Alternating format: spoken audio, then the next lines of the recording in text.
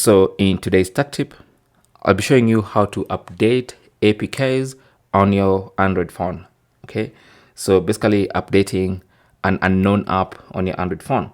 So for instance, I have an APK app here which I installed. So I loaded this app onto the phone, and now I want to update it. Now for some apps, it's gonna give you the option to update from directly within the app.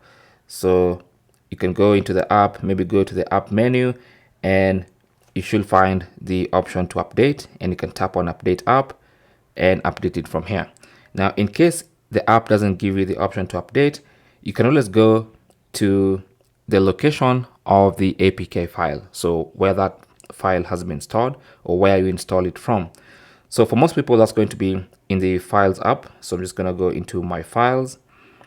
Under my files, go to the APK folder and find that app you want to install. This is the installer for that app. Now, if you try to install again by tapping on it, it's going to recognize that it's already been installed and offer you the option to update. Okay, so let's tap on update, and it's going to install the updates of that particular application, and then now you can open the updated version of the app. Okay, so that is basically how to update APKs on your Galaxy S25 or S25 Ultra.